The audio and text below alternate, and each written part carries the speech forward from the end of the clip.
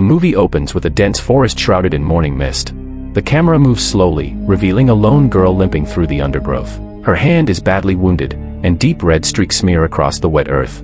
Her breathing is labored, each step punctuated by the sting of pain. Suddenly, a shadowy figure approaches from behind, covering her head, pulling her silently forward. Another man strikes her on the back of her head. She collapses, unconscious, as they drag her deeper into the forest. The scene shifts to a dimly lit hideout. The walls are lined with strange symbols and occult writings. The girl awakens, bound to a wooden structure. Slowly, her eyes adjust, and she recognizes one of the men. It is her father. She thought he had abandoned her years ago, yet here he is orchestrating her capture. Tears stream down her face as she begs him to let her see her mother. Her father, emotionless, replies coldly, "Her mother is dead, and she knows it." A sinister old woman stands nearby, chanting from a dusty, ancient book. Her instructions are clear: the girl must be burned alive. The man, hesitant but obedient, sprinkles petrol over the girl. She pleads desperately, trying to reach the part of her father that once cared for her. As the flames ignite, her face transforms. A demonic presence surges from within, her voice now chilling, inhuman. She accuses her father of complicity in her mother's death, proclaiming it is now his turn. The father, terrified, shoots her in the head, ending the horrifying ritual. The forest is silent for a moment before the scene transitions. Friends have gathered in the forest. David, returning after a long separation from his friends, brings his sister Mia, who is struggling with severe drug addiction. Their goal is to rehabilitate her at David's old family home, a place of familiar yet unsettling memories. Upon entering the house, the atmosphere is thick and suffocating.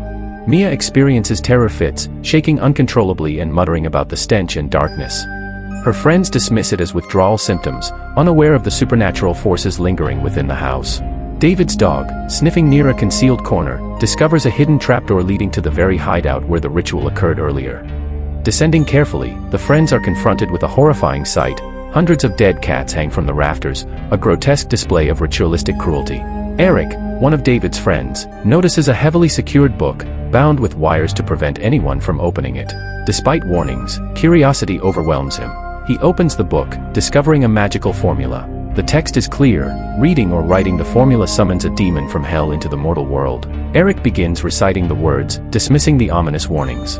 As he reads, an invisible, malevolent force moves through the room, homing in on Mia. Her body convulses, and she vomits violently. The air grows colder, and the shadows deepen. A ghostly figure of a young girl appears in the forest, beckoning Mia. Terrified and disoriented, she flees to the car and drives recklessly. On the road, a demonic figure materializes, standing in her path. Mia loses control, resulting in a crash that leaves her unconscious. Upon awakening, she realizes she is being pursued. Trees and branches writhe unnaturally, forming sinister shapes that grab and clutch her. A vine-like appendage emerges from the demonic figure's mouth, entering Mia and fully possessing her. David and Olivia, searching frantically, find Mia sitting unnaturally still, speaking repeatedly of the strange woman in the forest. Her words are cryptic but insist she is still present. Friends interpret her behavior as drug-induced hallucination, unaware of the demonic possession. Meanwhile, David discovers his dog brutally killed. The revelation hits: Mia is responsible, possessed and acting under the demon's influence. David confronts Mia, only to find she has poured boiling water over herself in the shower. Her skin blisters, yet she remains inhumanly resilient. He rescues her, rushing through flood-soaked streets to the hospital. Despite medical intervention, the demon's influence persists.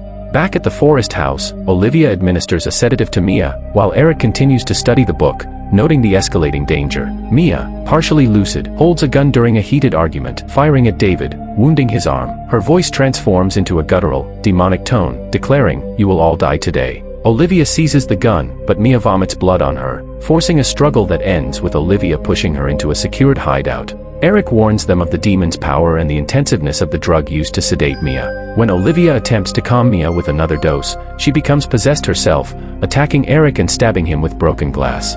The situation escalates as Natalia, attempting to help, is bitten by Mia and begins to succumb to possession. Her arm burns, symbolizing the spreading of the demonic influence.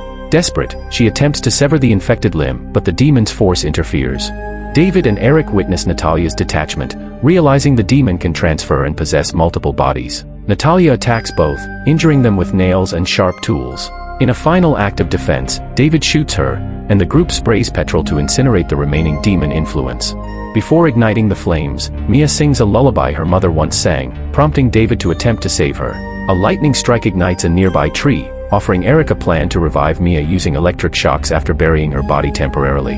The confrontation escalates as Mia violently resists, attacking Eric and nearly drowning him. David intervenes, sustaining fatal wounds in the process. Eric prepares the grave, administering controlled electric shocks to restore Mia's heartbeat.